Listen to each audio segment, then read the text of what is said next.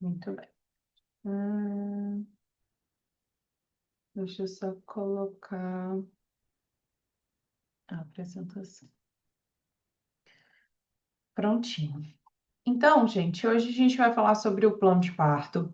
O plano de parto é para a gente entender o processo que vai acontecer o parto, para a gente entender que o parto não acontece numa linha única. Então, aqui eu sou gestante, quero parir, e você é.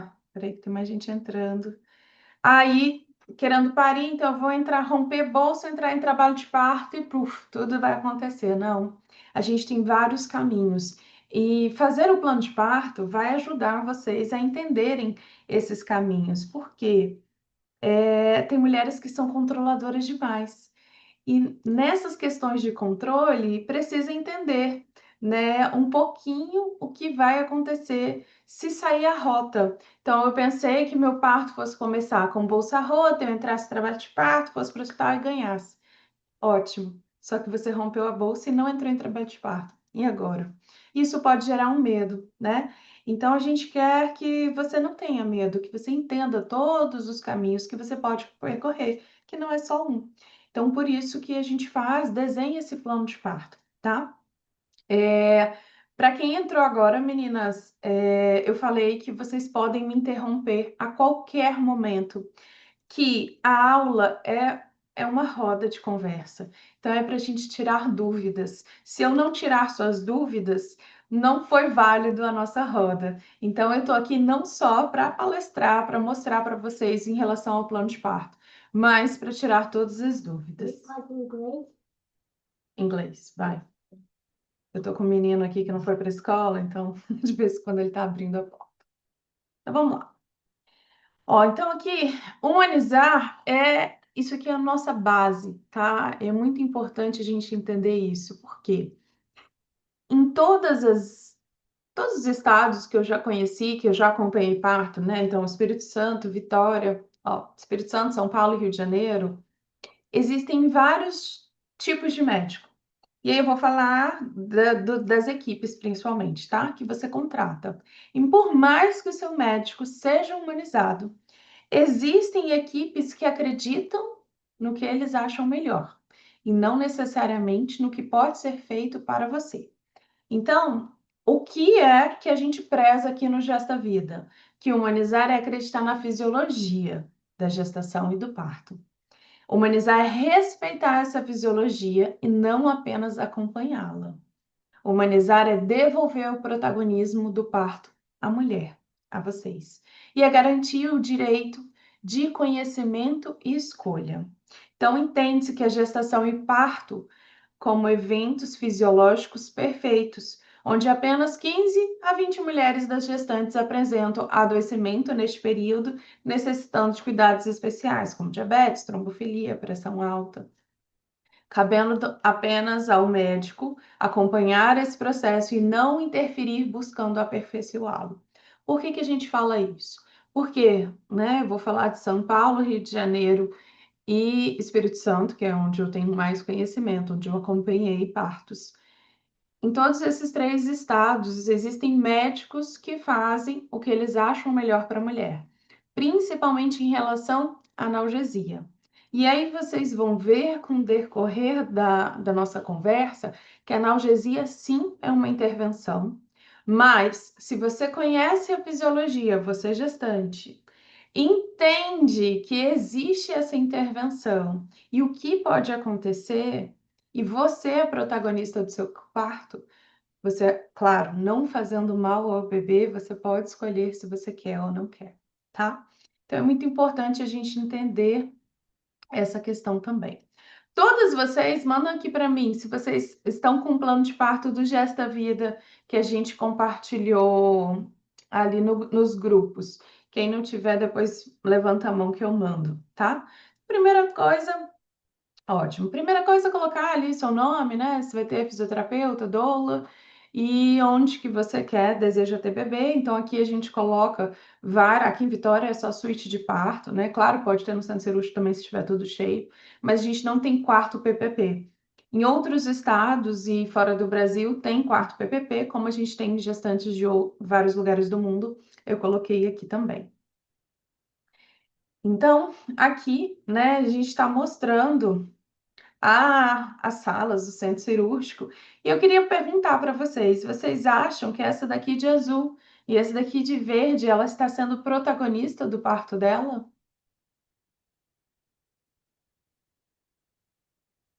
O que vocês acham?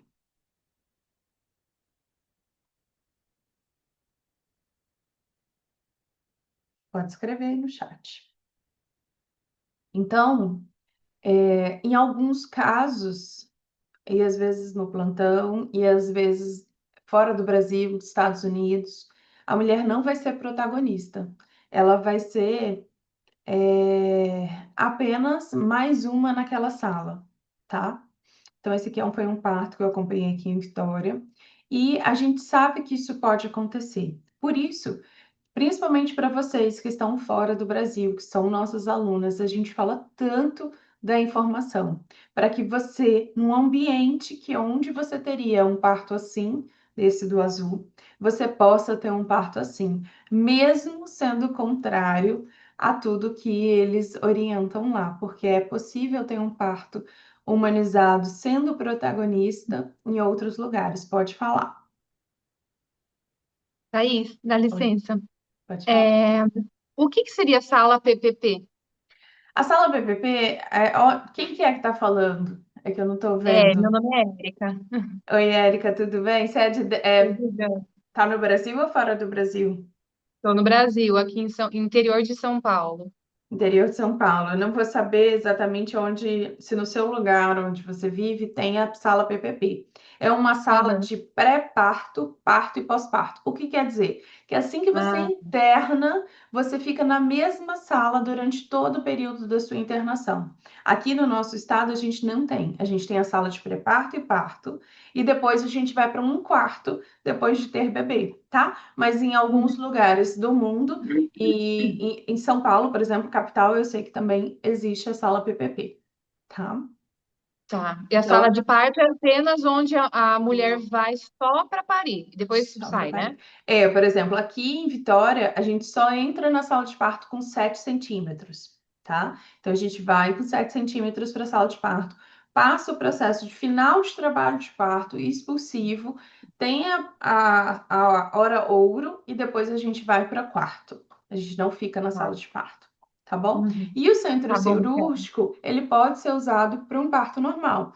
Porém, né, não vai ser deitada assim, a gente leva a banquetinha, a gente faz toda uma sala ali humanizada quando as salas de partos estão cheias. Então, aqui em Uhum. Vitória, a maioria dos hospitais tem 2 salas no máximo, alguns ainda têm uma sala só. Então, é comum a gente ter um parto humanizado dentro do centro cirúrgico, de Sim. cócoras, com a baqueta, do jeito que a mulher quiser, mas dentro do centro cirúrgico, porque as salas estão ocupadas, Uhum. tá? Tá. De nada, pode perguntar sempre. Eu tô com delay aqui, eu clico, ele demora para ir. Ó, então o local de nascimento é você que escolhe. Então é diferente. Por exemplo, tem gente que fala assim: olha, Thaís, eu quero parto normal, mas eu não quero parto humanizado. Ou então eu quero um parto normal, mas eu não quero igual aquelas índias que ficam ali na banheira. Olha lá, tá voltando sozinho.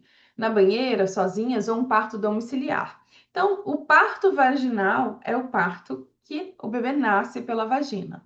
O parto humanizado é aquele onde a gestante é protagonista, onde você tem o respeito da equipe em decidir algumas coisas, claro, que você possa decidir, tá? A gente chama humanização do parto e dar o poder de decisão para a mulher é quando você não coloca em risco o seu bebê. Porque se você está em risco ou o bebê está em risco, quem vai decidir é o médico e ponto. É quando você tem o direito de escolha porque está tudo bem, tá? E o local de nascimento é onde você deseja parir. Então, você quer parir na banheira, quer parir no banquinho de cócoras, né? Você que escolhe exatamente onde você quer parir, tá? Para quem está fora do Brasil e nos interiores da vida, aqui em Vitória também a gente tem o parto domiciliar, que esse aqui da Juliana foi um parto domiciliar, onde a gestante contrata equipes ou tem midwives que vão ajudá-la a parir em casa, tá? Existem protocolos aí, então a gestante não pode ser uma gestante de risco, não pode ter nenhuma doença associada para que tenha esse parto em casa. Ai, que pena que tá com delay esse negócio. Aí, foi. Então, aqui, esse plano de parto a gente coloca, né, que obviamente, se for para tomar alguma decisão necessária à segurança do bebê, quem vai tomar é o médico, tá? Porque alguns médicos, eu já vi, né, tanto aqui em Vitória quanto em São Paulo, ainda dão para opção para a mulher quando é parto de risco. Então, assim, existem ações e medidas que têm que ser tomadas rapidamente e eles ainda dão opção para a mulher. Na maioria das vezes, na maioria dos médicos não vão dar essa opção, tá? Porque é salvar a vida da mulher e aí, ou do bebê. Então, você ali não tem mais direito de escolha. Ele vai fazer o que tiver que fazer.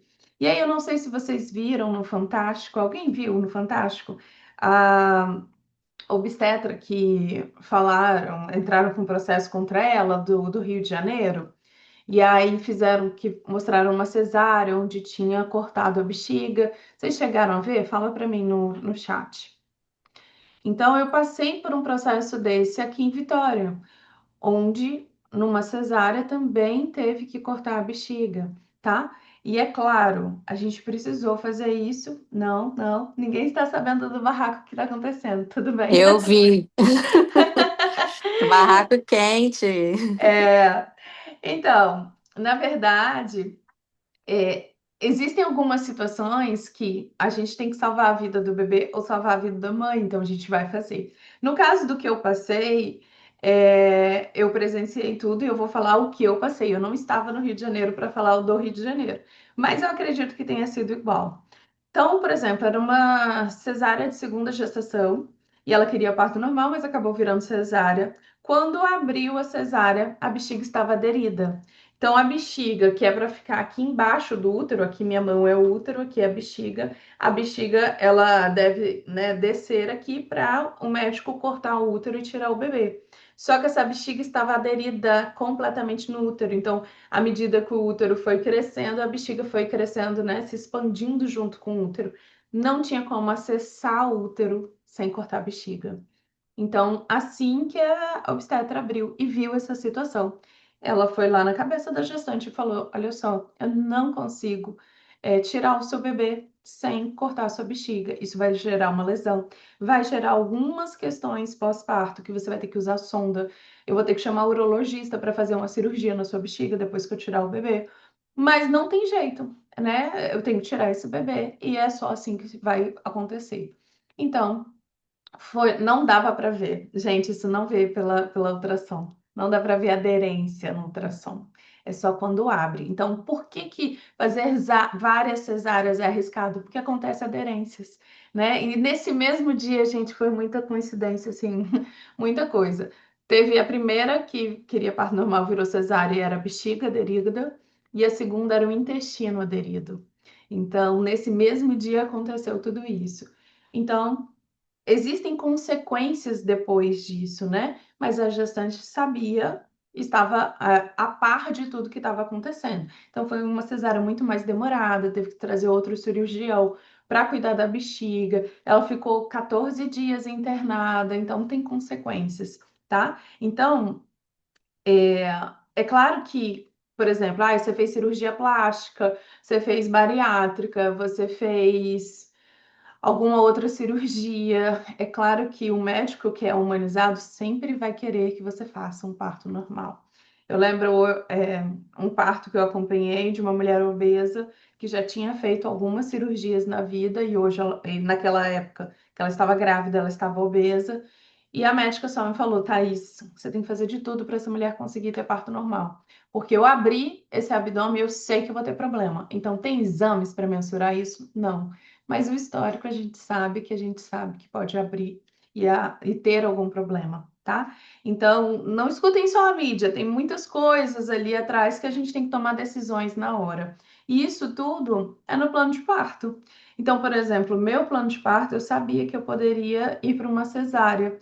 E se eu fosse para uma cesárea, como eu tomo anticoagulante, é uma cesárea onde eu fico entubada. Eu não viria meu bebê nascendo. Então, todo o meu plano de parto foi para eu falar sobre como eu queria se eu estivesse entubada e não visse meu bebê nascendo. Então, vocês têm que saber dessas situações especiais, tá? Então, se você tem uma cesárea anterior, tem algumas questões que podem acontecer. Diabetes gestacional, você pode ter que induzir no final de gestação. Se você tem pré-eclâmpsia também, RH negativo. Aí o Streptococcus, que a gente sempre fala com os nossos pacientes, vamos esperar o resultado do Streptococcus para fazer o plano de parto, né? Porque se der positivo, a gente faz uma coisa, se der negativo, não. E aqui o coronavírus, que hoje em dia a gente está acostumado com ele, né? Ó, e principalmente isso daqui a gente precisa conversar, porque vocês ficam muito ansiosos final de gestação, achando que o bebê vai nascer a qualquer momento, né? Mas a maioria dos bebês vão nascer aqui, ó, entre 39 semanas e até 41 semanas. 60% dos bebês vão nascer aqui, 39 a 41. Então não espere com 37, 38, 39. Não, Thais, eu tenho certeza, assim, eu tô sentindo que ele vai vir antes. Toda gestante sente, mas às vezes, na maioria das vezes, isso não acontece, tá? Então, ó, entre 36 e 37, 2,5% só que nasce.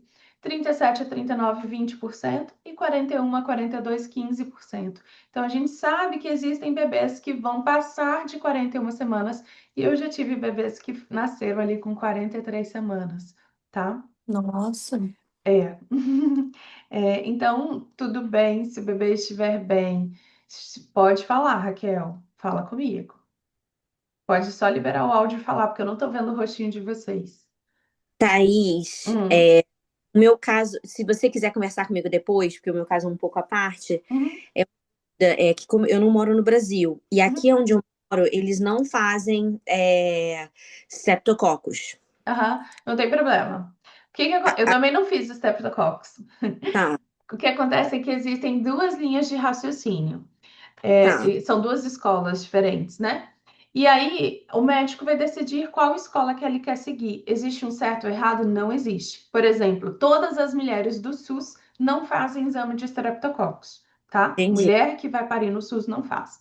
Aí os médicos particulares acabam fazendo. É obrigatório? Não, não é. Tanto que a minha médica e o médico da Letícia, os dois médicos, eles acompanham partos no SUS. Eles são professores. E para as mulheres do particular, eles dão a opção, eles explicam sobre os streptococcus e dão a opção, você quer fazer o exame ou não quer? E aí, eu e a Letícia decidimos que não, porque a gente sabe que tá tudo bem também, tá? Então, se você não faz o exame, a gente vai considerar ele negativo, porque a maioria das mulheres vai dar negativo. E para quem deu positivo e teve um parto a jato, e agora, Thaís, o bebê nasceu e eu não tomei um antibiótico, e o que pode acontecer? Na maioria das vezes, nada, tá? Então, Tá, a gente faz o antibiótico para prevenir. Mas quando realmente o bebê está infectado, é muito grave. Então, muitas vezes o antibiótico não faz nenhum efeito. Por isso, existem as duas linhas de raciocínio e que os dois, não existe certo ou errado, os dois estão certos, tá tá? bom. Pode ficar tranquila em relação a isso. Então, não fiquem ansiosos, a gente sempre fala.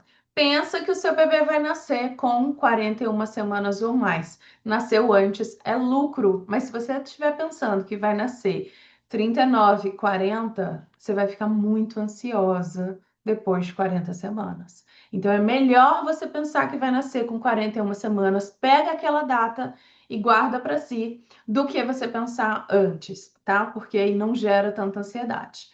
Mulheres que têm alguma doença, trombofilia, pressão alta, diabetes, restrição de crescimento, às vezes tem que puxar esse nascimento para antes. Tem que ser cesárea? Não. Na maioria das vezes você pode induzir e ter um parto normal e tá tudo bem. Então, quem acompanhou, né, semana passada eu tive dois partos no mesmo dia. Um foi uma cesárea, que a Letícia foi para mim, foi uma cesárea de emergência por conta de uma restrição de crescimento. E aí foi com 37 semanas, tá? E a outra foi uma bolsa rota que eu estava com ela, e foi uma bolsa rota de mais de 36 horas que eles estavam muito tranquilos porque eles sabiam exatamente o que esperar. Mas, Thaís, eu posso optar por começar essas induções, ainda que naturais, acupuntura a partir da 39? Pode até antes. Quem é que tá falando comigo? É Mônica. Ei, Mônica, não reconheci sua voz, não. É que a tela para mim só tá aparecendo na palestra, eu não tô vendo você. Aham. Então, pode. O que que acontece? Por exemplo, se eu tenho gestante, eu tô com uma grávida agora. Ellen tá aí, eu vi que ela entrou, não sei se ela tá aí. A Ellen, a gente foi para o hospital induzir com 41 semanas e demorou 3 dias a indução dela. Então, eu já falei com ela que ela vai começar a acupuntura com 36 semanas. Mas, Thaís, é Ah, tá. prematuro. Vai nascer antes? Não. É porque o corpo demora a ter o estímulo. Então, nem acupuntura, óleo de rícino, óleo de prímula, nada, o chá, nada disso vai fazer o bebê nascer antes. São estímulos que o bebê vai nascer quando for a hora. Então, esses estímulos vão modificar o colo do útero. Principalmente a acupuntura, o que que ele faz? São pontos que ele vai harmonizar esses pontos e gerar um equilíbrio ali no corpo para depois induzir. Então, se você, assim, eu não queria que passasse de 40, eu começaria com 36, porque na semana de 36 ele vai trabalhar o equilíbrio dos pontos. Na semana de Uhum. 37, ele começa uma indução muito leve para preparação do colo do útero e tal, e vai fazendo semana a semana, tá? Eu acho que vale muito a pena Uhum. preparar esse corpo para o parto, principalmente se você não quer passar aí de 40 ou tem alguma questão que aí o bebê precisa Aham. nascer de 40 semanas, tá? Tá, joia. Mesmo com a história do estrépito, né? Que faz. Isso, mesmo com a mesmo com o estrepto. Mas o seu, eu acho que o seu vai ser considerado positivo. Eu ainda estou em dúvida, vou mandar uma mensagem para a Jaque, mas eu acho que vai ser Também considerado não. positivo, tá? Minha consulta daqui a Mais uns para duas frente. semanas. É, Semana eu, que vem, eu eu vou acho. mandar mensagem para ela para a gente tirar essa dúvida. Entender Mas em a relação. tendência também é o bebê maior, né? Geralmente eu tenho bebês grandes Aham. também. Quanto nasceu grandão? Grandão. Ele é grande, né, até hoje. Mas também, né, a composição. E aí é outra coisa que eu queria falar com vocês. Ai, meu bebê é muito pequeno, meu bebê é muito grande. Gente, isso tem que avaliar se é uma composição corporal, então o casal são pequenos ou não, né? O casal é enorme, o marido é enorme, então o bebê vem ali de um marido grande, de uma esposa grande. Não necessariamente é que está acontecendo algo ruim ali naquela gestação, tá? Aqui, gente, é muito importante você pensar. Isso daqui não é uma coisa que você marcou e pronto, não vai trocar, não vai poder mudar nunca. Mas é para você pensar. É importante a gente pensar no plano de parto. Então, por exemplo, eu já tive gestante que falava assim, Thaís, o meu marido ele é tão ansioso assim que ele fica andando para um lado para o outro. Eu não queria muito ele perto de mim, não, porque ele vai me dar agonia, eu tenho certeza disso. E aí, é claro que você tem que conversar com ele em relação a isso. Deixar ele tranquilo sobre o processo do parto, que ele pode sair da sala quando ele quiser. Então, o preparo do plano de parto é você também conversar com o seu acompanhante para você entender o que é viável na família de vocês, tá? Por exemplo, quando eu estou acompanhando um parto, eu percebo que o casal está super unido, super juntinho ali, bonitinho. Quando isso acontece, libera mais ocitocina, as coisas fluem mais, porque a ocitocina é o hormônio do amor. Então, se você tá juntinho ali, tá rolando um clima mesmo na dor, quanto mais não ter interferência, melhor. Então eu falo assim, gente, eu vou fazer xixi. Sai um pouquinho, vou beber uma água, depois eu volto, porque eu sei da importância disso também, tá? Ou então não, quando eu vejo que a gestante está focando muito em mim no trabalho de parto e não está focando no marido, às vezes eu falo com ele, você não quer ir lá na lanchonete, tomar um café, respirar um pouquinho? Porque às vezes ela tá ficando agoniada com a movimentação dele, tá? Em relação à luminosidade, eu coloco isso aqui porque tem muitas pessoas que têm preconceito. Ah, é aquele negócio de velhinhas, né? aquelas luzinhas que eles penduram. Gente, isso tudo é para deixar você mais relaxada. Então, quem já tem filho, né, que estuda aí sobre o sono do bebê, a penumbra relaxa. E você, no seu processo de trabalho de parto, também, tudo que a gente quer é que você fique relaxada. Então, a baixa luminosidade é para te ajudar nisso. Às vezes, quando eu chego numa casa, num trabalho de parto, tá tudo aceso, a televisão tá ligada, tem som e tal. Eu falo, gente, vamos diminuir um pouquinho? Vamos apagar um pouco as luzes, deixa tudo na penumbra. E a gestante vai relaxando, fala assim, nossa, Thaís, parece que foi uma mágica que você fez. Você chegou e eu fiquei mais relaxada. Não, eu fui deixando o ambiente mais propício para isso. E por que que a gente tem que conversar antes sobre isso? Já teve gestante que me falou assim, Thaís, na penumbra eu fico como se fosse meio tonta, então não quero penumbra de jeito nenhum. Então é importante a equipe saber, tá? Opa, o que aconteceu aqui? Tá passando para frente, pera lá. Aqui. Então, aqui, né, é importante que você também fale o que você deseja ou não.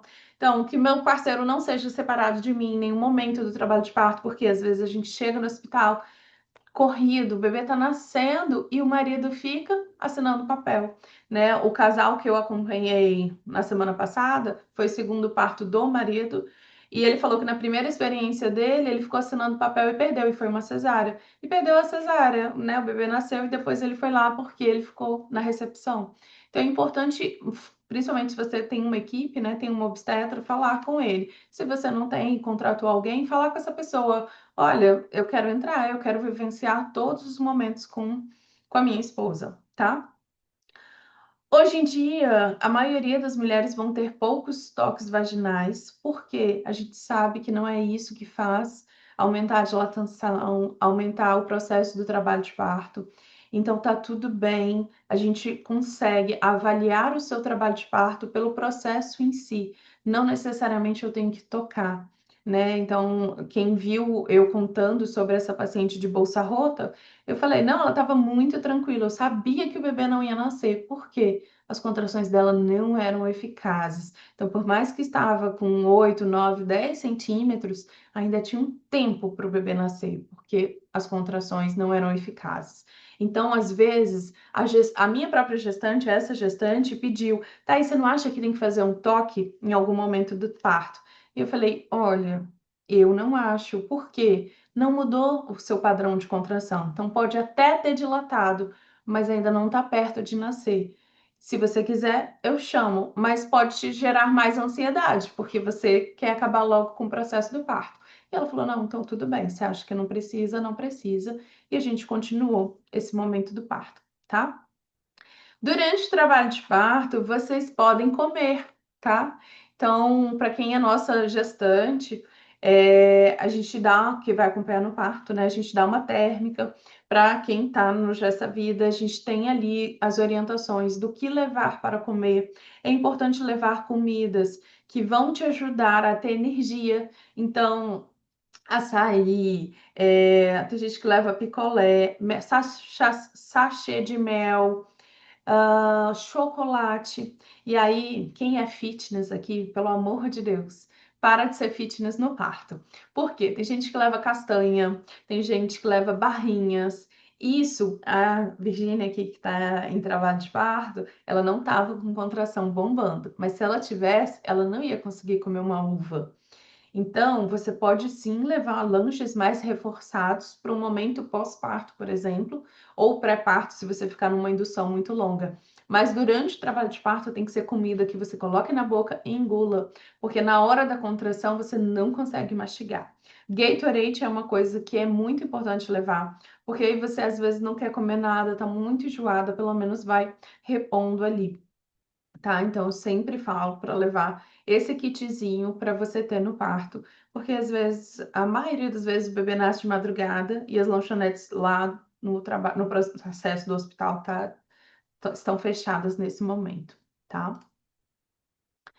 Sobre a bolsa.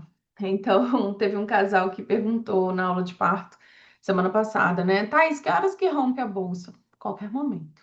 A bolsa pode romper antes do parto, durante o parto ou no nascimento do bebê, que tem essa fotinha aqui. Então, não necessariamente essa bolsa vai romper para o trabalho de parto engrenar, tá bom? Então, qual é a questão da bolsa?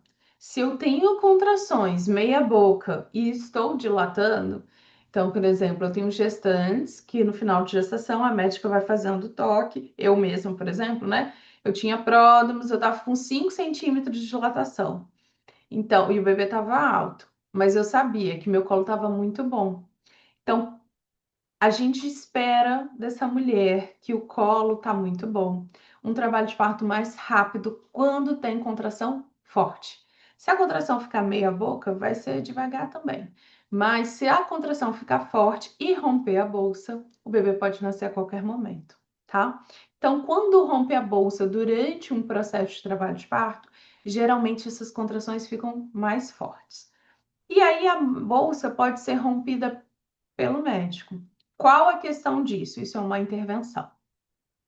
Quando que o médico resolve romper a bolsa? Então, por exemplo, aqui eu tenho o colo do útero, tá? Meu colo do útero, canal vaginal, é tudo isso daqui, onde o bebê passa para nascer. Meu colo do útero é aqui embaixo. Então, o médico colocou a mão aqui para fazer o toque, e logo na portinha da vagina ali entrando, ele sentiu a bolsa, mas o bebê tá aqui embaixo, tá? Tá no colo do útero ainda, mas ele já sentiu a bolsa, que a gente chama de bolsa protusa. Então, o que que acontece? Criou uma bexiga ali cheia dentro da vagina. Às vezes, essa bexiga cheia impede a descida do bebê. O bebê desce, a água amortece. O bebê desce, a água amortece. Você já tem dilatação total, tudo já aconteceu. Só o bebê que não desceu. E essa água está amortecendo o bebê, ele não consegue passar essa água. Então, às vezes, o médico fala: olha, tudo aqui que tinha que acontecer já aconteceu. Eu acho que se romper a bolsa vai te ajudar um trabalho de parto mais rápido. E aí o médico pode sugerir de romper a bolsa, tá? Mas se aqui, ó, quando eu coloco o cursor, vocês conseguem enxergar? Quando a cabeça tá justa, tá coladinha na bolsa, aí ele não precisa romper, que o bebê vai descendo com a bolsa íntegra. E aí pode nascer assim, com a bolsa sem romper. São nascimentos muito raros, sem romper a bolsa. E quando nasce assim, a gente fala que o bebê nasceu protegido, porque é a bolsa que protege o bebê de infecção, né? Então, se ele nasceu dentro da bolsa, o bebê não teve contato ali, né, com nada de ruim durante o processo do parto. Ele está protegido. Entendeu sobre o médico romper a bolsa? Fora do país, para vocês que estão aí, existem alguns países que têm o protocolo de romper a bolsa para induzir o parto. Aqui no Brasil a gente não faz muito isso, justamente porque a gente abre ali, né, a barreira para a infecção. Mas em alguns países ainda continua fazendo esse rompimento de bolsa para induzir. E aí você pode escolher se quer ou não, porque tem outras formas de indução que a gente já vai ver, tá? Então, aí, Mônica, ó, então o que que a gente pode fazer, né? Métodos naturais, como acupuntura, chás, estímulo mamário, relação sexual, o descolamento de membranas. Então, eu brinco, né? Imagina ali que você tem uma mexerica para comer, tá? Na época de mexerica. E aí você tira a casquinha ali da pontinha de mexerica e tenta colocar sua mão entre a casca e a mexerica. Isso é uma ruptura não, um descolamento de membranas. É você descolar ali a membrana da bolsa do colo do útero para ver se libera a prostaglandina, para ver se seu trabalho de parto começa. A ruptura da membrana, né, da bolsa amniótica, como eu falei, e alguns medicamentos de prostaglandina, que é o miso e o propés. Quem tem cesárea anterior não pode fazer a prostaglandina, tá? Aí faz o balão, que é esse aqui, ó. Então, o balão vai colocar ali no colo do útero, vai encher água no balão antes e no balão depois, e vai ficar com peso, vai ficar aquela cordinha ali saindo e uma tração para baixo. Então, quando o colo do útero abrir no tamanho do balão, geralmente é uns 4 centímetros, o balão desce, né, sai, e aí o seu colo do útero está preparado para receber a ocitocina, tá? É isso que o miso faz, é preparar o colo do útero para receber a ocitocina. Então, se você tem uma cesárea anterior e precisa induzir, vai ser com balão, certo? Então, aqui a gente tem o descolamento. Mas não necessariamente, aí, Thaís, não necessariamente se você faz o miso, você tem que entrar com ocitocina, né? Não Pode ser que necessariamente. engrene só com miso. Isso, Aham. a minha outra paciente engrenou bem a boca, né? Só com isso, aí foi um trabalho de parto arrastado, mas Ah, foi. tá. É, Uhum. mas o miso, ele pode sim gerar contrações, mas não é a função dele. Então, geralmente, se precisa usar ocitocina, tá? Entendi. Descolamento. Qual é a dúvida que você tem, Thalita, sobre o descolamento? Me fale. Pode liberar seu áudio para falar. Então, eu tava no hospital, né, como eu falei no domingo, no Uhum, sábado, para tomar o ferro. E aí tinha uma menina lá que ela tava começando a entrar em trabalho de parto. E eu comecei a uhum, conversar com ela.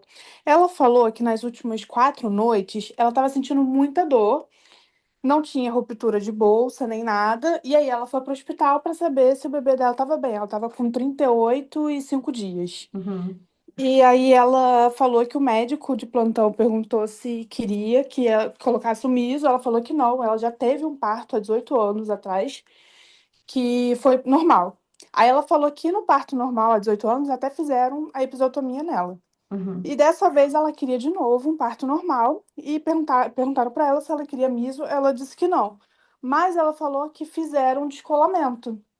Aí uhum. eu fiquei pensando, esse descolamento precisa ser autorizado? É uma conduta já normal? Precisava fazer esse descolamento? Porque dizem, né, que dói, que incomoda. Então, de repente, uma mulher quer, outra não.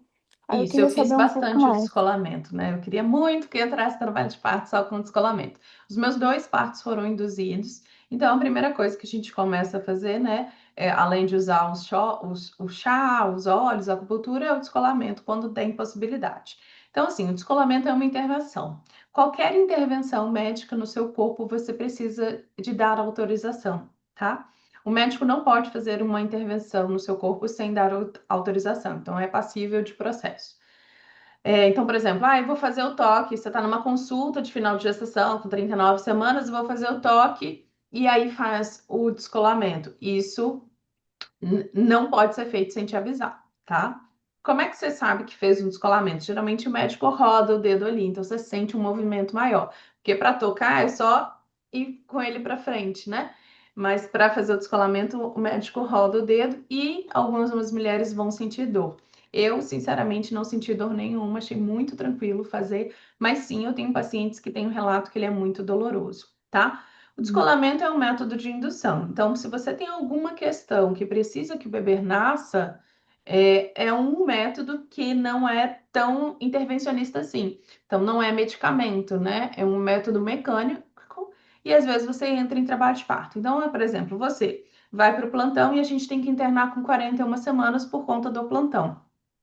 Ali com 40, se tem uma possibilidade de descolamento e se você quiser fazer para evitar uma indução longa, eu recomendo você que faça assim, tá? Ou com 40 e tantas semanas, porque é uma forma da gente ajudar aquele colo do útero a se modificar. Mas isso vai de cada mulher, se quer ou não fazer. Eu também fiz do meu primeiro filho, também não senti dor nenhuma, não. Aham, ótimo, Mônica. Depende muito da mulher. É igual parto, né? Para algumas mulheres dói muito, para outras mulheres não dói. É muito individual isso. Deixa eu passar por aqui.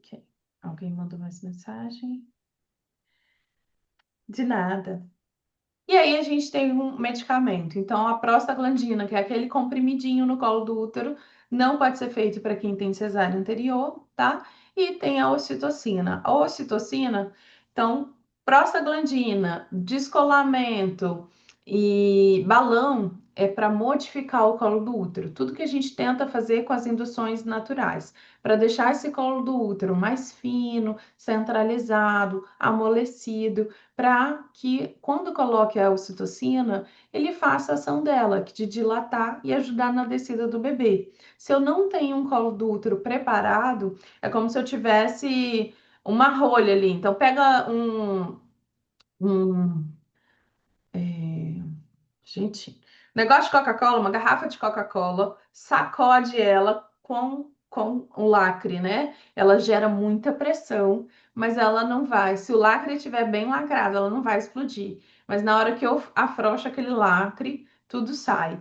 Então, se eu tenho ali um colo do útero muito ruim, que não está maduro, eu vou fazer muita pressão nesse bebê, nesse colo do útero, e na maioria das vezes não vai adiantar a dilatação. E aí são bebês que às vezes diminuem o batimento cardíaco, que vão para cesárea, ou mulheres que morrem de dor e falam que a dilatação não avançou.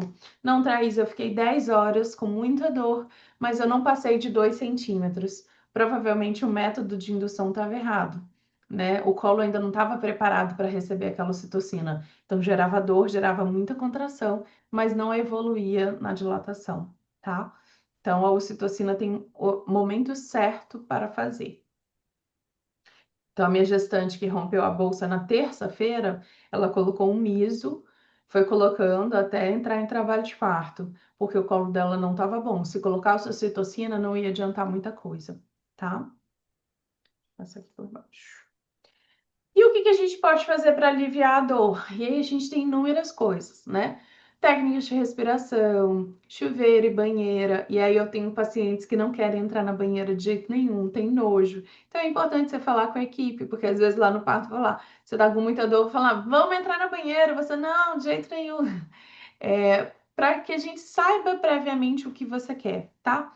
Massagens, então, para dizer, Mônica hoje ama massagem, mas no trabalho de parto pode ser que ela odeie.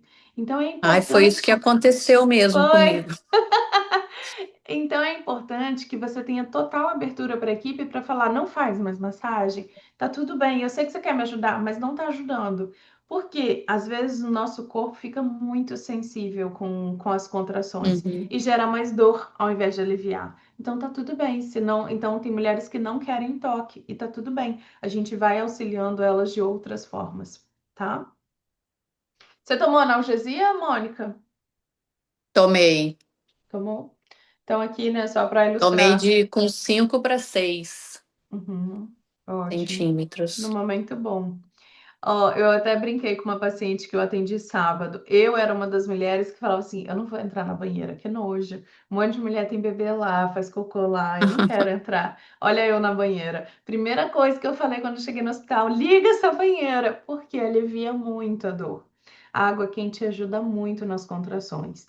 Então, são tentativas que a gente vai fazendo para que você consiga ficar relaxada durante o processo de trabalho de parto, tá? Então, posicionamentos, banheira, chuveiro, massagem. Aqui eu tô com TENS também, que é um choquinho, para quem não sabe, né? Um choquinho que a gente dá lá no lombar.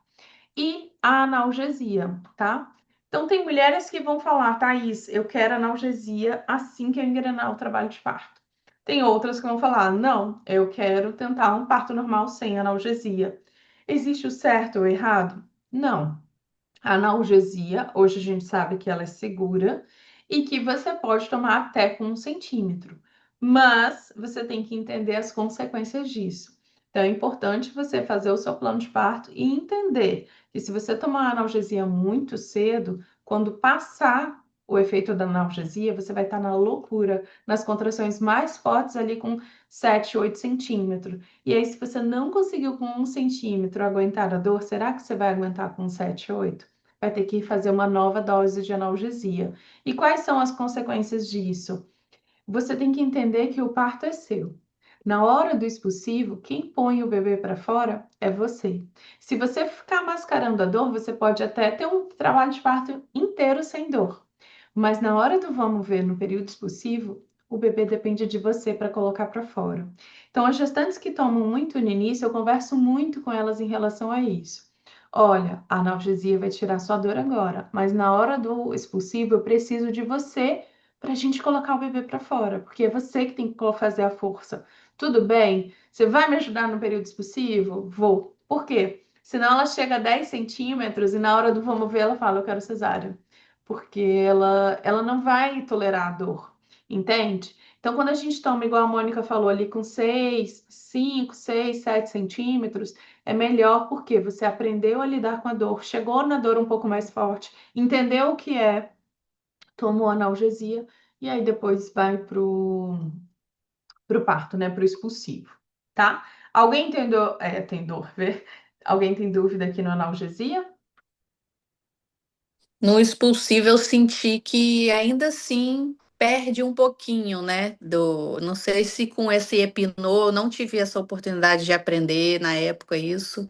Uhum. Se você entender melhor aonde fazer a força ou se foi a analgesia em si, mas perdi um pouquinho desse controle aí. Evoluiu muito rápido, Mônica?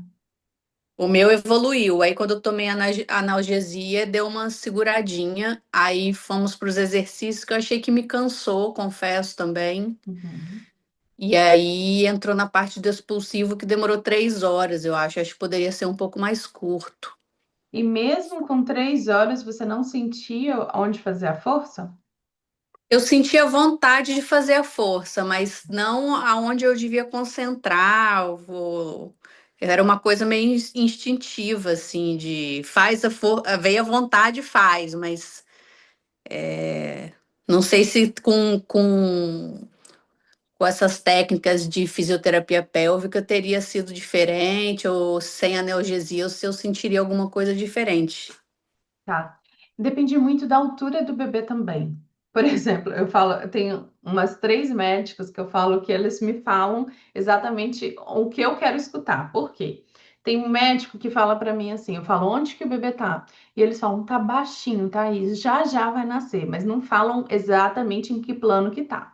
E aí eu tô vendo que a mulher não tem ainda a resposta voluntária, né?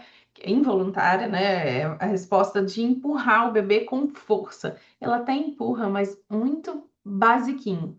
E eu falo, esse bebê não tá no lugar certo. Então, o que que acontece? Se esse bebê, né, seu bebê, o Otto, não estava ainda no lugar para te dar uma força boa de você fazer o expulsivo, a gente tenta não fazer a força. É involuntário, mas a gente não fica agachando o tempo inteiro, a gente pode ficar na cama, tentando aliviar a dor ali, ajudando na descida do bebê, mas não fazendo força, assim, força para parir, como se o bebê fosse nascer a qualquer momento. Que é isso que eles fazem nos Estados Unidos, né? Então, às vezes, a mulher fica ali 1 hora, 1 hora e meia fazendo puxo dirigido. Porque o bebê ainda não está no lugar exato, no local exato. Então, por exemplo, tem médicos que falam comigo exatamente, Thaís, o bebê está em -2, está com 10 centímetros, um bebê em -2. Isso quer dizer que o bebê está muito alto. Vai demorar para a mãe sentir vontade de fazer força. Então, eu não vou ali ficar instigando. Se ela fizer força, eu vou tentar, olha, tenta controlar a respiração, não precisa fazer força agora, só se realmente tiver muita vontade, porque a gente sabe que ainda vai demorar para nascer. Então você gera uma exaustão. Ou então vou ficar fazendo muito exercício de agachamento para o bebê descer, sendo que o bebê está muito alto. Eu sei que vai demorar muito para o bebê descer, então eu não faço, tá? Então o exercício feito na hora errada leva à exaustão. Foi o motivo da sua cesárea, uma exaustão? Você cansou e foi para cesárea? Eu não fui para cesárea, não, eu Ah, no tive primeiro foi normal. normal. Foi É. normal. Uhum. Vocês, com essas técnicas de fisiologia do parto, conseguem, né, Da fisioterapia? nessa situação ali, desse momento, botar alguma posição que vocês entendam que ajude? Não sei. Sim, a gente faz direcionamentos ali para ajudar nesse expulsivo prolongado, mas não necessariamente ficar agachando e ajudando o bebê Uhum. a nascer ali, porque ele não vai nascer. Vai demorar um É. pouco para nascer, assim como você viveu a sua experiência, tá? Então, não, o Aí no exercício não final, é feito o tempo inteiro. eu fiquei na banqueta fazendo quando vinha essa vontade, mas no final acabei que eu acho que eu cansei um pouco e não estava sendo tão efetivo, eu acho, as minhas tentativas. Aí eu deitei, né? E aí foi deitada que eu consegui, junto com o auxílio ali da equipe, dele nascer, mas eu tive que deitar. Sim. A gente vai testando posições, né? Tem posições que você sente melhor aonde fazer a força e tem posições que você sente menos, principalmente quando toma analgesia. Aí tem que É. ver, tá? Raquel, você quer falar alguma coisa? Você tá com a Quero, mãozinha? Thaís, Pode falar. obrigada. Aqui no onde eu moro, eles também oferecem uma droga que é da família da morfina, acho que é remifentamil. Não sei como é que é o Uhum. nome, eu não sei se vocês Fentanil. conhecem. É isso mesmo, né? Uhum. É. É, e, enfim, eu comecei a considerar isso porque, aparentemente, não, de acordo com eles, não passa para o bebê, diferentemente da Uhum. morfina, né, que passa. Uhum. Eu queria saber, e não paralisa você, né? Claro que ela tem uma limitação, você não pode usar, você mesmo regula a dosagem, ela é uma droga venosa, mas você mesmo aperta o botão na hora que você está sentindo que está com muita dor e ela entra no seu corpo, Uhum. tá? É, Está nos Estados e Unidos? eu tô na Escócia, eu tô no Reino Unido. Escócia. Aham. Aí é porque eu confesso a você que a peridural, eu fiquei um pouco, assim, preocupada, porque foi isso que a outra mãe disse, né? Eu também tenho relatos de amigas que tomaram e tiveram que usar fórceps, porque ficaram realmente muito paralisadas, sabe? Uhum. Uhum. E aí eu comecei a talvez namorar mais o remifentamil, entendeu? Uhum. Uhum. Aí eu queria te ouvir sobre Tá. isso. Então, fora do Brasil, eles fazem combinações de doses que às vezes você não vai se levantar da cama. Então, é muito importante, mesmo tendo com fentanil, aqui no Brasil a gente usa o fentanil também, né? Se eles vão te permitir levantar, porque às vezes eles te dão uma dose que você pode andar, mas eles não te permitem levantar. Então, por exemplo, Entendi. o que que acontece nos Estados Unidos que é muito comum, eu já acompanhei parto no mundo inteiro, mas na Escócia eu não acompanhei.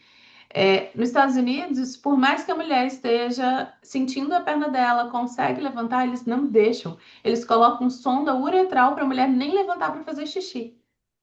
Então não Ah, adianta pensar numa dose mais leve que vai fazer, que pode deixar você andar se eles não permitem. Então é isso que você tem que falar. Então sempre que eu vou acompanhar um parto online de uma paciente de fora do Brasil, eu trabalho muito com ela o processo da dor. Como que a gente vai lidar com a dor até o final do parto? Então a gente tentar não utilizar medicamento, porque dependendo, por exemplo, na Itália que foi muito mais tranquilo, e em Portugal, nesses dois lugares que foram tranquilos, que aí permitiam a mulher a se movimentar mesmo tomando analgesia, porque nos outros lugares que eu acompanhei não deixavam. Então a gente tentava evitar ao máximo tomar essa analgesia, tá bom, Mas, entendi. tá? mas aqui no Brasil você consegue, né? Com o Aqui no Brasil, anestesista falar que sim. você quer só um pouco, Não, né? aqui no Brasil pode Aham, tomar e levantar na mesma hora.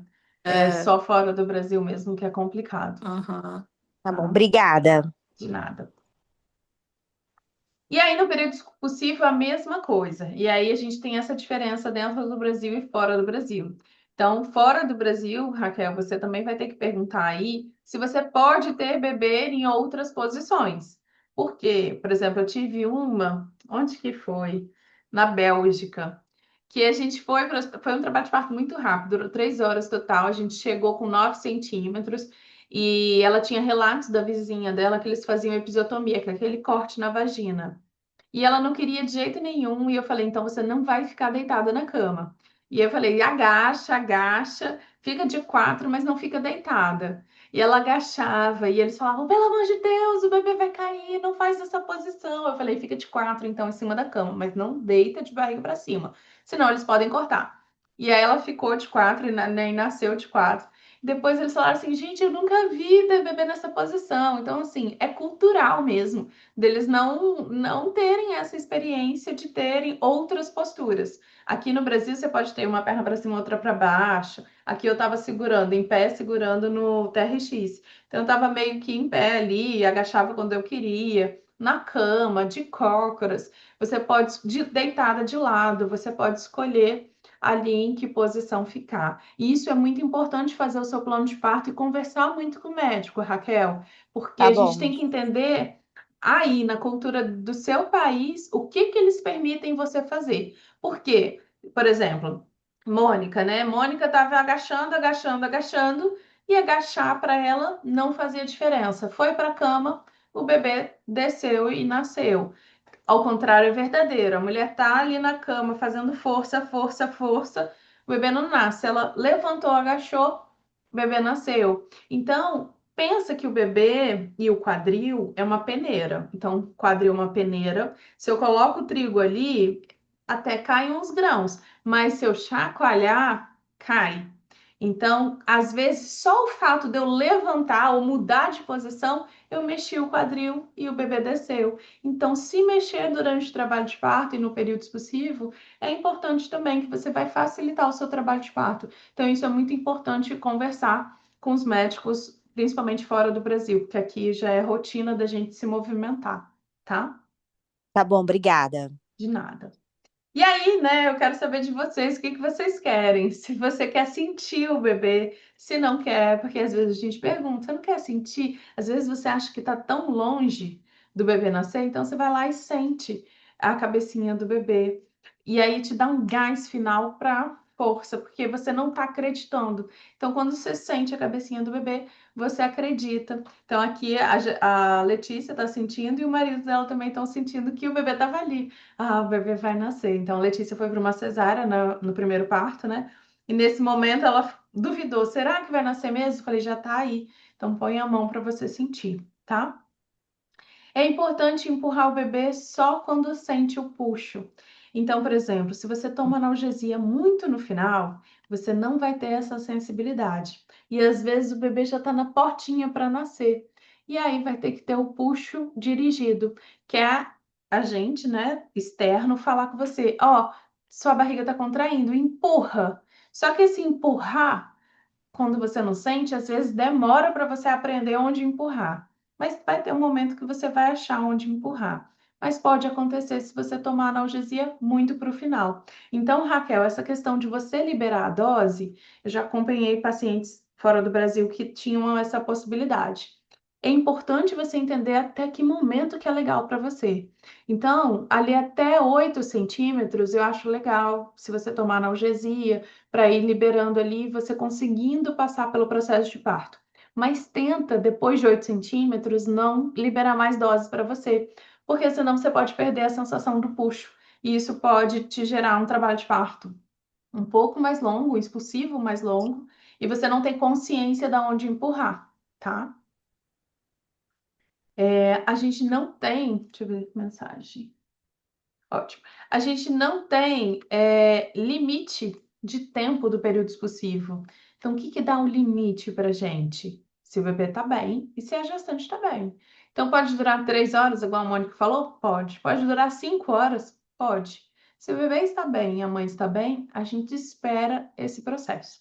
Partos mais longos, pode ser que o bebê é muito grande.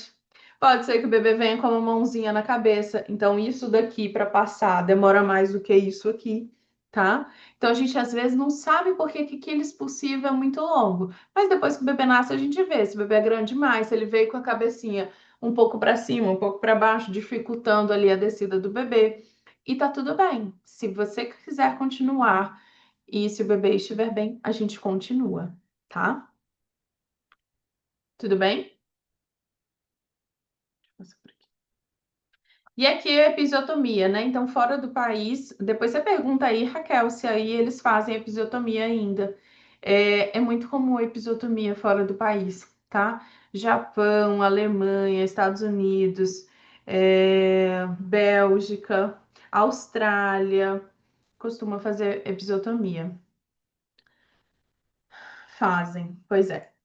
A episiotomia é um corte que faz no períneo. Desde 1980 existem estudos, 1980, gente, mostrando que a episiotomia não deveria ser utilizada.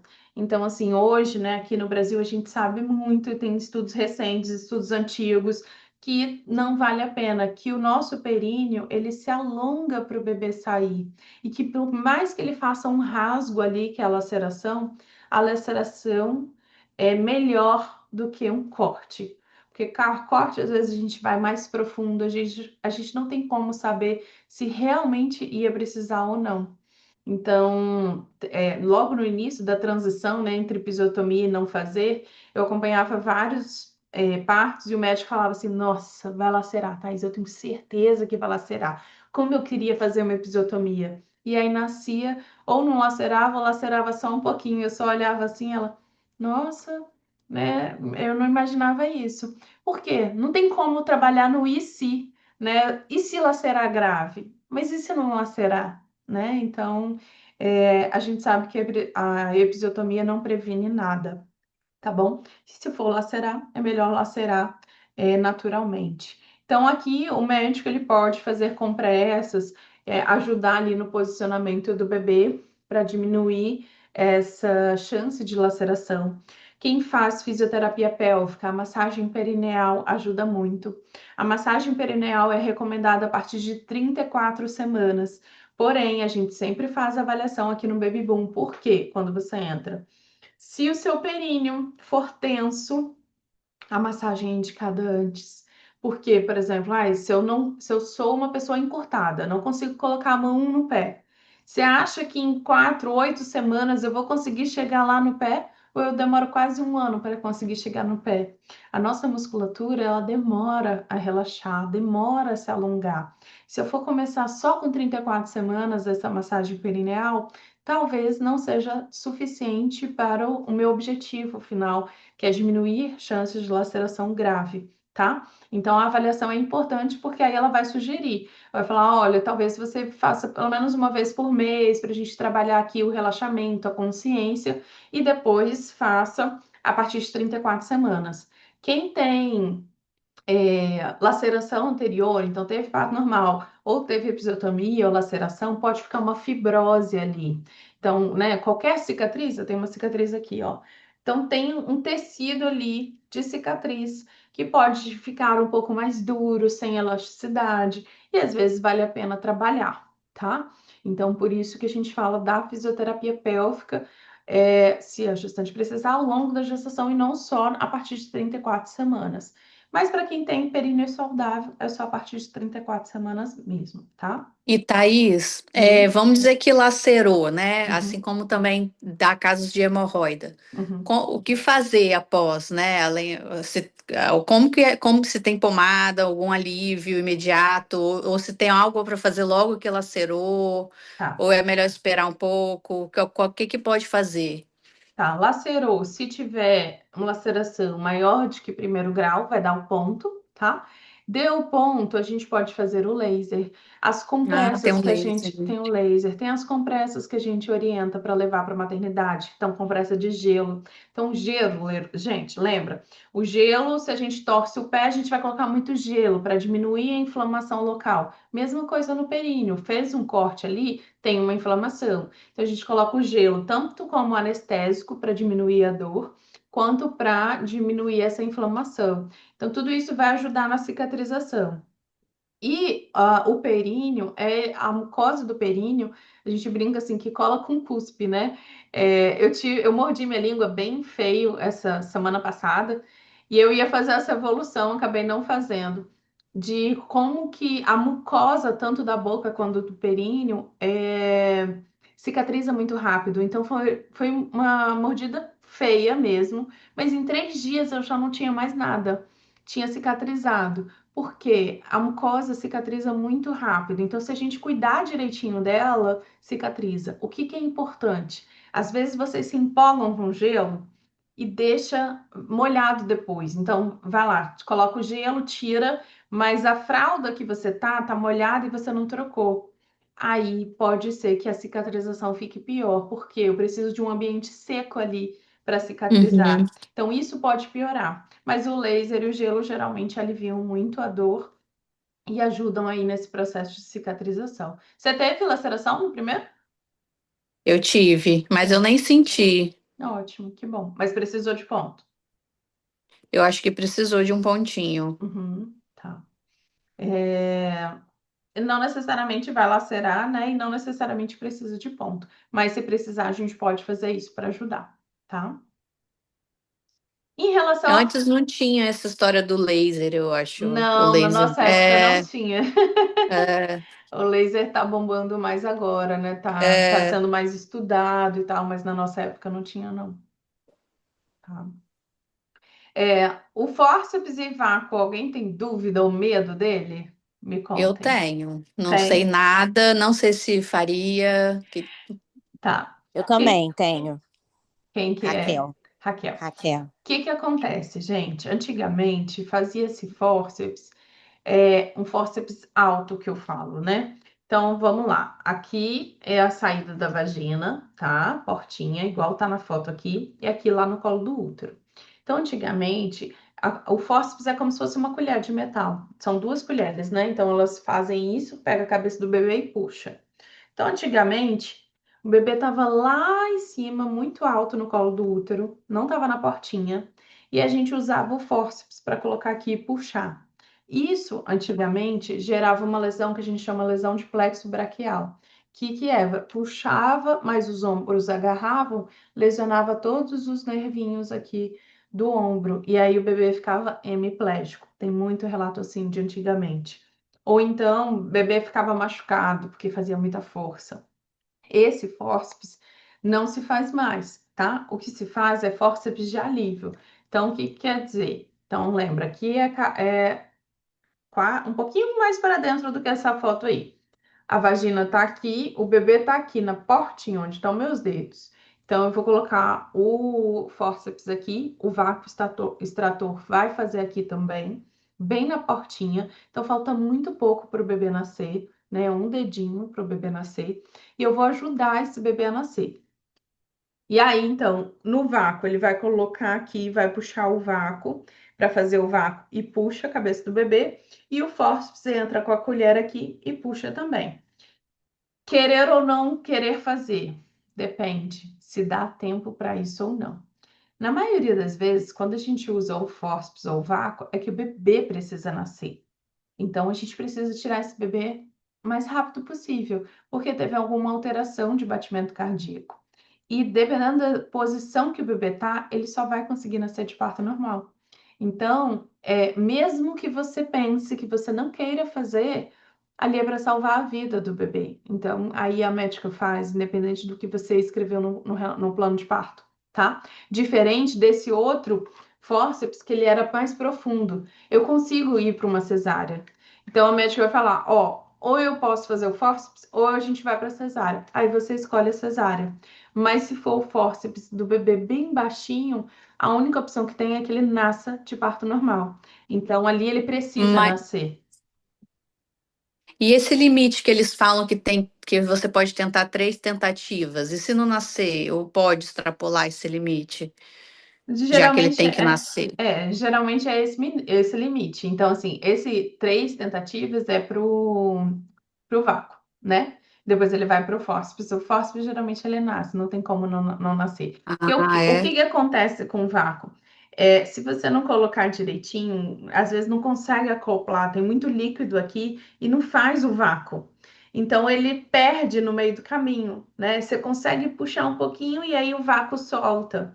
Então é pro o vácuo que ele tem esses 3 limites. Agora, se você usa o fórceps, ele nasce. O fórceps não tem o que faz para não nascer, né? Ele vai nascer. Que é uma colher puxando aqui a cabecinha do bebê, tá? Então ele vai nascer. Mas é isso, né? Se o bebê estiver ainda no momento que dá para fazer cesárea, o médico vai falar: ó, agora a gente pode ou ir para esse caminho ou esse caminho. Agora, se estiver num momento mais baixo, ele só vai te avisar: ó, eu vou precisar de fazer um fórceps ou um vácuo para o bebê nascer, que ele precisa nascer agora, tá? E Thaís, desculpa, sou Raquel, te interromper. Oh, Então, ah.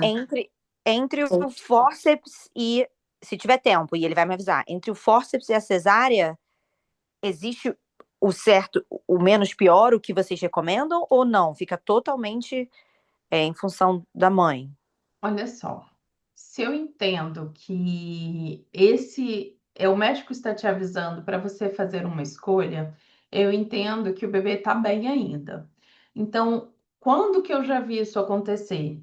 Quando a gestante está cansada e ela não quer mais o trabalho de parto, ela está exausta, ela não consegue fazer força. E o médico fala: a gente pode tentar o fórceps ou o vácuo, ou a gente vai para cesárea, porque a gestante quer acabar com o parto, entende? E aí ela pode escolher. Qual que é o melhor vai depender muito do que ela quer ali na hora. Coisa que agora vocês não conseguem decidir. Por quê? Porque depende da sensação dela. porque às vezes ela até consegue, não, vamos com um vácuo, e aí o bebê nasce, mas ela fica com a sensação, devia ter ido para cesárea. Eu já tive alguns relatos, não de que eu acompanhei, mas de alguns relatos de pacientes nossos que fizeram exercício conosco e falaram assim, Thais, acho que naquela hora eu devia ter ido para cesárea. Eu gostei do meu parto até aquele momento. Depois que eu tive que forçar o nascimento, a experiência não foi Uhum. legal comigo. Então eu acho que eu preferi ir para cesárea. Entende? É mais assim, quando eles dão a opção, é mais por conta da exaustão materna. Geralmente a Entendi. gestante está querendo já ir para cesárea, e aí ele fala: olha, se eu fizer um fórceps aqui ou um vácuo, eu vou te ajudar e o bebê pode nascer. Você quer tentar? Não é por conta do batimento cardíaco do bebê. E você já viu casos de ter machucado? Não, não, graças a Deus Aham. não. Eu já acompanhei bastante, porque eu comecei a acompanhar parto em 2009.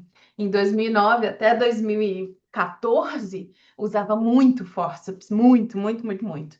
Então, assim, já acompanhei bastante. E os médicos têm bastante. Aqui em Vitória, a gente tem bastante experiência, então nunca tive nenhum problema com fórceps nem vácuo, não. Tá. Tá? Deixa eu ver se alguém mandou aqui. Ok. Tudo bem sobre isso? Então, assim, gente, todos os dois instrumentos precisam da ajuda de vocês. Então, se for alguma questão de batimento cardíaco, na hora que o médico pedir para fazer força, reúna todas as suas forças, se concentre e tenta ajudar o médico para que esse bebê possa nascer. O que acontece às vezes no finalzinho do parto é que a gente está tão cansada e a gente quer fazer alguma coisa para aliviar a dor. Então a gente às vezes acha um ponto de respiração, de mentalização que apesar do corpo estar mandando empurrar, você consegue não empurrar, porque você consegue relaxar durante a contração. Só que seu bebê precisa nascer. Então, você está ali no final, se agarre à contração e faça força, porque aí o bebê nasce, tá? Então, isso é muito importante. Lembre que vocês colocam o bebê para nascer. Então, na reta final, que a contração está vindo forte, que você está cansada, o quanto antes o bebê nascer, mais rápido você vai ficar sem dor. Então, tenta, isso eu falo só para o final, tá? Só para o período possível. Não tenta ficar segurando a dor, mas abraça ela e vai, porque aí é mais eficaz e as coisas vão fluindo, tá? Aí, na É, hora de marcar aqui no plano de parto, eu prefiro o uso de fórceps ou vácuo. A outra opção é que o obstetra decida se ele usa o fórceps ou vácuo, é o que isso? acontece?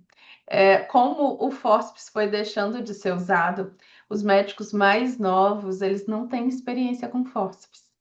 Porque foi deixando de ser ensinado nas faculdades. Então, sua médica, ela sabe usar fórceps muito bem, e vácuo também. Mas muitos médicos mais novos não sabem, tá? Então, ali tem 5 anos de residência, 3 anos de residência, eles não tiveram aula de fórceps. Se eles não fizeram um curso à parte, eles não vão saber usar. Então, é por isso que ele tem que escolher o que ele se sente mais seguro para fazer, porque não adianta você escolher o fórceps se ele não sabe usar, Aham. tá? E aqui, ó, a cabecinha do João. O João, ele tentou nascer, ó, cabecinha de manga. Tentou bastante nascer e não nascia. Por quê? Além da cabecinha estar assim, ele tava com a mãozinha para cima. Então, pode ser que ele nascesse, acho que ele iria nascer, mas ele ia demorar aí mais 5, 6 horas. E aí a mãe dele não quis e tá tudo bem, foi cesárea. E no próximo dela, né, da Rafa, ela teve parto normal, tá? Então, às vezes, o bebê, ele se posiciona de uma forma no útero que fica mais difícil ali de nascer. E aí é mais exaustivo mesmo, tá? É mais doloroso. E às vezes o desfecho vai ser cesárea. E tá tudo bem. Você teve 2 partos ali, né? O parto normal e a cesárea. Não, você não é menos mulher porque decidiu por uma cesárea, porque seu trabalho de parto estava difícil, tá? Então a gente tem que entender que a cesárea, ela existe e que tirando essa situação, né, que a mulher escolhe, algumas gestantes vão precisar ir para uma cesárea. Então, minha gestante da semana passada, né, enquanto eu estava no parto, eu já sabia que os exames dela não estavam bons, que ela estava perigando ir para uma cesárea. E ela no plantão de manhã e o bebê dela não estava mexendo, estava com alterações de batimento cardíaco. Fez uma cesárea de emergência e foi muito bem feita. Hoje a gente sabe, né? O bebê está na UTI, a Maju tem uma anemia grave. E a anemia grave gera óbito fetal. Então, graças a Deus, ela fez essa cesárea. Então, por mais que ela tenha se planejado, se preparado, ela nem induziu, né? Ok, mas ela teve uma cesárea, a bebê tá bem, né? Tá na UTI por conta das transfusões de sangue que ela precisou e tal, mas por conta da anemia, que ela nasceu com anemia, não por conta de algum processo do parto. Então, a cesárea salva vidas e a gente tem que estar segura também se o nosso parto virar cesárea. Por isso que é importante fazer também um plano de parto para que, se virar cesárea, o que você gostaria nessa cesárea, né? Então, como eu falei, o meu plano de parto foi todo voltado para cesárea. Por quê? Eu sabia que poderia ser uma cesárea diferente do que está acostumada, né? De ficar acordada ali com o bebê. Então, hoje, as cesáreas aqui no Brasil fica pele a pele, enquanto tá costurando ali a barriga da gestante. Aí, Raquel, você tem que ver aí no seu país, porque em alguns países o marido nem entra na cesárea. Então, tem que ver aí se o acompanhante entra na cesárea, se pode ficar do seu lado durante o processo todo, se pode ficar com você depois. Teve um país agora, onde foi? Não me lembro o último parto que eu tive, qual era exatamente o país. Não podia ficar no pós-parto com ela no quarto. Ela ficou sozinha enquanto ela estava internada. O marido só ia como visita. Então é importante você entender também o processo aí no seu país, se virar uma cesárea, tá? Aqui ninguém Essa, amarra a mão, tá? Você fica com a mão livre. o ar-condicionado, essa história, como é que funciona? A gente desliga o ar-condicionado, todo mundo morre de calor, tanto na cesárea quanto no parto normal. Então, Porque a mulher fica com muito frio, mas na cirurgia ali da cesárea, né? não, não, é por Não? conta, não, nem é frio, não. Quando você toma analgesia, isso pode acontecer no parto normal ou na anestesia de cesárea, você perde calor. E aí começam as tremedeiras. Mas a gente Sim. brinca, né? Ou é a tremedeira ou é a dor, então é melhor a tremedeira. Mas o ar-condicionado, ele é desligado por conta do bebê e não por conta da mulher. Então, Ah, se é? fosse por Ah, conta da mulher, eu acho que eles até deixariam ligado. Mas é por aham. conta do bebê. O bebê tem que nascer num ambiente quentinho para ele fazer a transição respiratória melhor. Não sabia, não. É. Então, independente se é cesárea ou parto normal, a gente vai ficar com calor, tá? E aí, Tá. a gestante ou o marido podem cortar, o acompanhante podem cortar ali o cordão umbilical. Geralmente ele fica branquinho assim, ó, na hora que a gente vai cortar. Essa aqui é da Thaís Ottoni, a fotinha. Ah, É a Bela do primeiro parto. Então fica ali com um cordãozinho mais branquinho. E por que que a gente espera o cordão parar de pulsar, né? Então, quando a gente corta logo, então, por exemplo, aqui foram gêmeos e esse BBA foi cortado logo porque já vinha, logo depois ia vir um BBB. Então, olha a diferença de cor entre um bebê e outro, porque o BBB recebeu mais sangue do que o BBA. Então, a Maju, né, essa bebezinha que a Letícia foi acompanhar a cesárea para mim, nasceu bem branquinha. Muito mais branquinha que isso, porque aqui ela não tem nenhum problema, né? Mas era assim, branca de neve mesmo. E aí, então, eles suspeitaram da anemia e a neném nasceu com anemia, por isso que precisou de transfusão sanguínea, tá? Logo depois que nasceu. na cesárea também tem a possibilidade de Sim, cortar na o... cesárea também. Tá? Tanto no parto normal quanto na cesárea. Quando no parto normal, geralmente os médicos não deixam. Se o bebê vem todo embolado no cordão, às vezes o cordão tá curtinho e o bebê nem consegue subir ali para o seu colo, porque tá tão embolado e tá ficando ali embaixo. Aí às vezes não tem altura para o marido cortar ou para o acompanhante cortar, e aí a médica fala: olha, eu vou ter que cortar aqui, não tem como te dar essa possibilidade.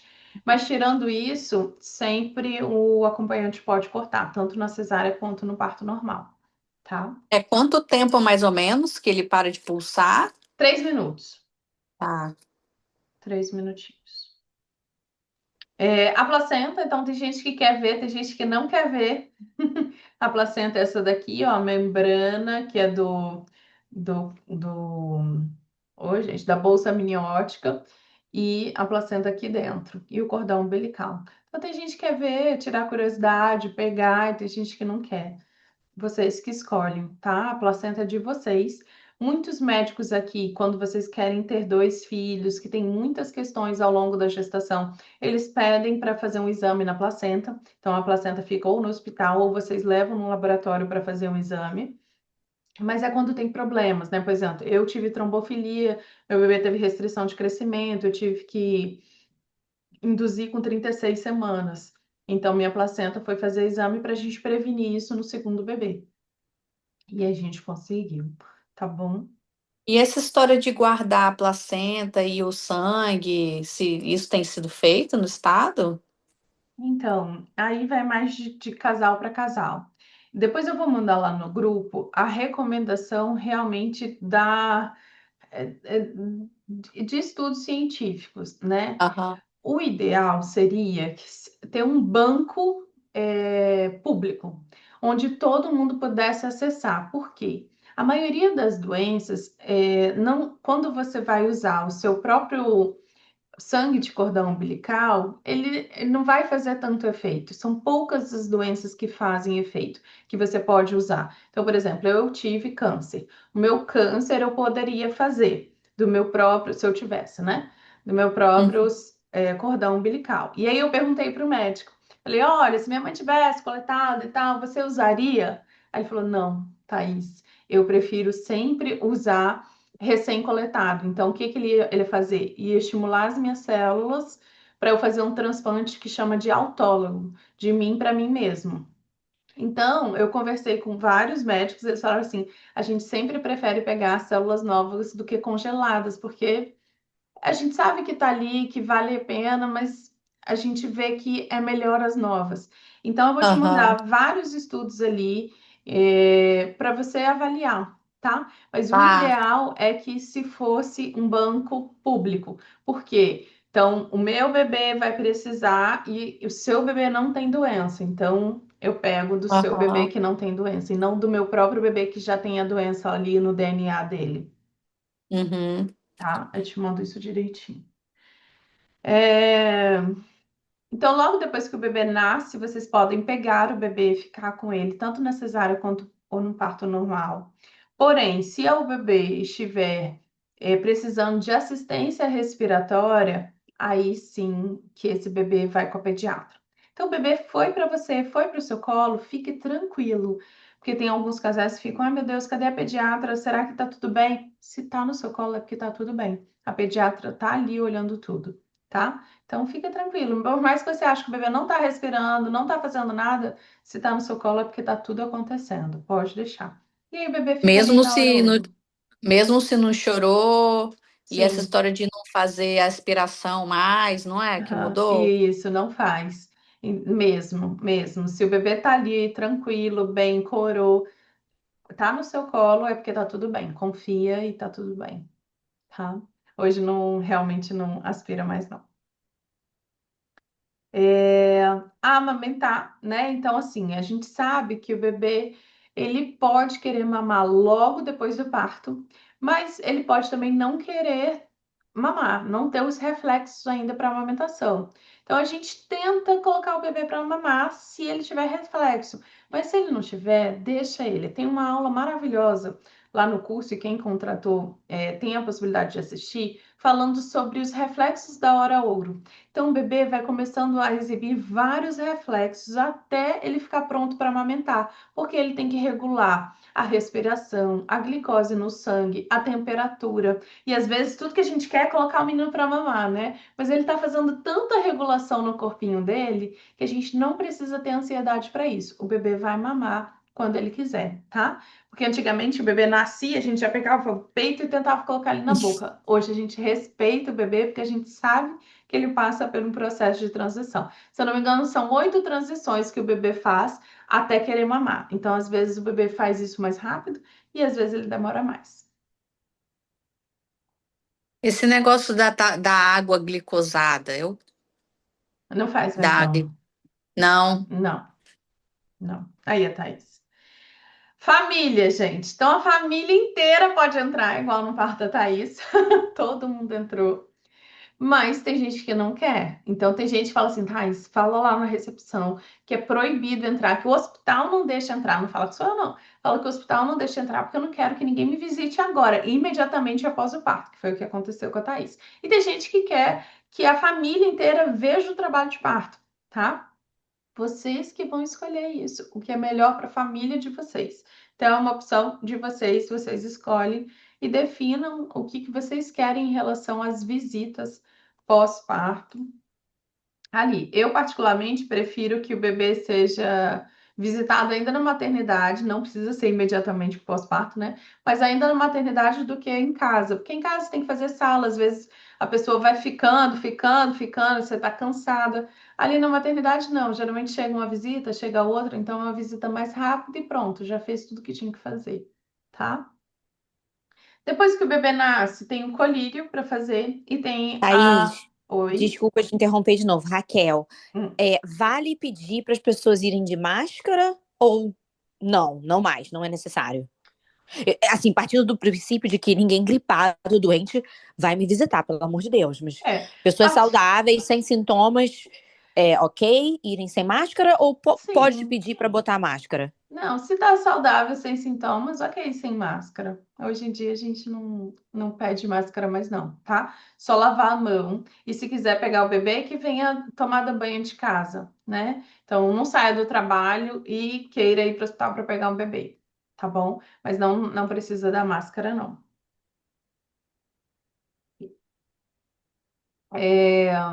Então, todos esses procedimentos, eles são feitos hoje depois da hora ouro, tá? Colírio e vitamina K. Hoje não se faz mais o nitrato de prata em Vitória, não vou falar no Brasil não, em Vitória.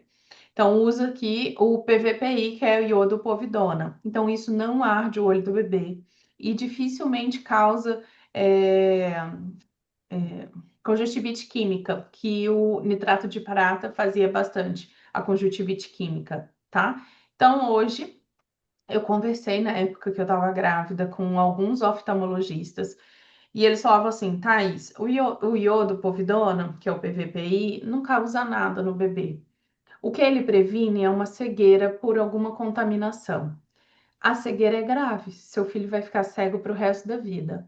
Então, você prefere não fazer um pingo que hoje não causa nada, não causa uma conjuntivite química, não causa uma ardência, não causa nada, ou prefere correr o risco de seu bebê ficar cego?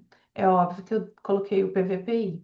Mas tem pessoas que falam, não, Thaís, não quero. Eu fiz os exames de gonorreia, gonococcus e não tenho. Então, não tem porquê eu fazer. Tudo bem, é a escolha do casal, tá? Então, colocar o colírio é a escolha do casal se quer ou não quer. Agora, a vitamina K, que é intramuscular, não tem escolha. Por quê? O que ele vai prevenir é a hemorragia do recém-nascido. Isso é muito grave, é uma condição muito grave. Então, não tem como você escolher dar ou não dar, tá? E hoje se faz o teste da linguinha, né? Porque os bebês resolveram nascer, a maioria com a língua presa. E a gente tem que avaliar o que está acontecendo, porque isso altera a amamentação, altera em várias questões. Então a gente faz o teste da linguinha para avaliar se tem necessidade ou não. Tem uma aula também super boa com uma dentista falando sobre o corte da linguinha, que na sua época, Mônica, na minha época também, nem se falava, mas hoje se fala Sim. muito.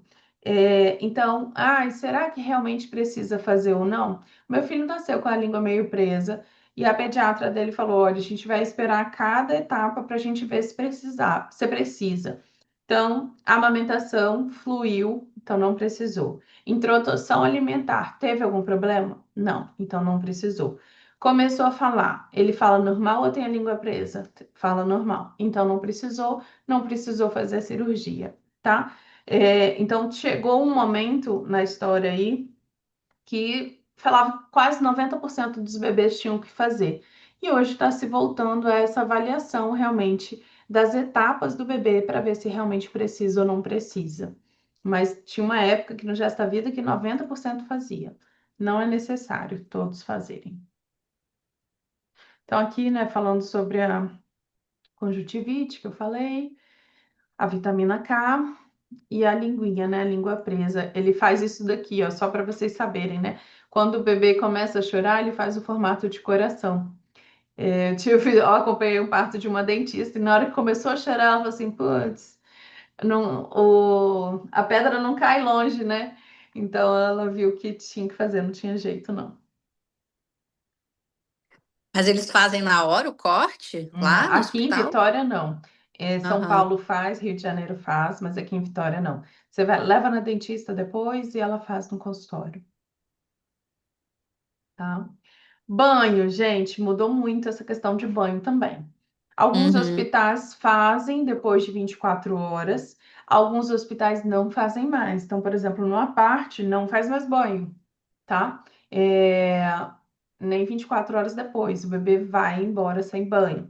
Eu escolhi também não dar banho no hospital. Por quê? Primeiro banho ali, ele vai ser contaminado com as bactérias do hospital. Em casa vai ser contaminado com os bichos de casa. Então, eu preferi dar banho em casa.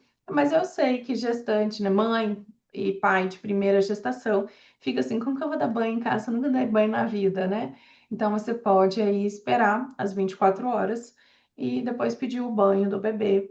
Caso a maternidade de escolha não dê mais banho, você pode solicitar o banho, tá? Mas algumas não dão mais. Então, aqui eu falo do primeiro banho, né? O bebê, às vezes, ele pode nascer assim, todo sujinho, e às vezes ele vai nascer mais limpinho, que nem vai precisar de banho, tá? Olha que legal, lá na Escócia, né? Só dá banho depois que o umbigo cai, então depois ali de 7 a 15 dias, né? Então, olha como é diferente, né, de um país para o outro. É isso. É lavar o bumbum, gente. Tem que lavar o bumbum, é isso que precisa. Fico apavorada. Fica não. O bebê nasce limpo, não precisa fazer nada, não. Mas, Ai, Thaís, 10, 15 dias para nós brasileiros é. Como é que eu vou explicar isso para minha mãe se ela souber que a minha filha tá sem. Acho que ela vem aqui e me, e sei dá lá, um me banho. prende. É, Olha só. O que eu fazia muito, né? Eu lavava a bundinha do bebê na pia, mas dar banho mesmo não. Por quê? Esse vernix aqui, esse negocinho branco aqui na pele do bebê, ele protege o bebê. Protege o bebê de infecção, protege o bebê para ajudar a regular a temperatura. Então, eu imagino aí que quando é frio mesmo. Não sei se vai agora é verão, né? Vai começar verão aí. Mas quando é frio mesmo. Então, isso protege o bebê. Então, provavelmente, né, como eles fazem isso para ajudar o bebê a regular a temperatura, deixar o bebê mais tranquilo, quentinho, tá tudo bem, tá? Mas você vai lavando o bumbumzinho só. É só isso que precisa. E menina é mais difícil, né? O menino é mais fácil de lavar também. Deixa eu ver. Aí é outra questão que fora do Brasil tem que avaliar. Então, tem países que super incentivam a amamentação, tem países que incentivam o aleitamento materno. O que é isso? Você tirar o seu próprio leite e dar de alguma forma, no copinho, na mamadeira, mas não a amamentação. Então, tem países que não vão incentivar a amamentação, vão incentivar o aleitamento materno. Então, tem que ver aí no país que você está, o que que eles incentivam, porque senão você pode buscar. A nossa consultora, por exemplo, faz consultoria online para ajudar nessa questão da amamentação, tá? Todas as gestantes que estão aqui, que contrataram para o parto, vão ter a Letícia, que ela vai lá para ajudar no hospital ainda, na amamentação, tá? E você pode recusar de dar a fórmula, por exemplo. Mas hoje aqui no Espírito Santo é muito humanizada essa questão de amamentação também. Eles incentivam bastante a amamentação, praticamente não dão a fórmula, só dão a fórmula se realmente precisar, tá? Então, pode ficar bem tranquilo em relação a isso. E aí, né, questões do parceiro. Então, assim, um parceiro, você pode estar tranquila, muito bem casado e tudo bem. Mas a gente também tem casais que se separam ainda na gestação. E aí você pode limitar o horário do parceiro, definir ali o que você prefere melhor. É você que tem o direito, tá? Então você consegue determinar ali visitas do parceiro e da sua família também. Gente, ficou alguma dúvida que vocês querem tirar em relação ao plano de parto que eu não falei? Contem para mim. Ai, vocês sumiram, peraí.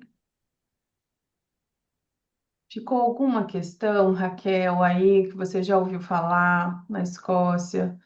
Mônica, da sua experiência? Thaís, da minha parte, não, por enquanto. Não? E foi muito bem. O timing foi perfeito, porque essa semana que eu vou começar a fazer meu plano de parto. Então, Você tá eu com já quantas peguei aqui semanas? 34, que aqui eles fazem Aham. nesse período mesmo. Aí nessa semana, na minha consulta com a midwife, é que a gente vai começar a fazer. Ótimo. Então, tem muitas perguntas aí para você falar, né? Sobre Exato, foi muito analgesia, bom. levantar, não levantar, período É, expulsivo, hora de bolsa rota, hora de ir para o hospital, porque aqui, por exemplo, se a gente considera negativo, a gente pode esperar 18 horas em casa de boa. sim. E aí, quais são as recomendações? Então, tem que ver aí, né, na Escócia, o que é melhor, o que eles orientam aí nas regras deles, né? Tá, não, pode deixar. A bolsa rota é a bolsa com a. Quando com a- rompe. Ah, não, tá. Pois é, não, sim.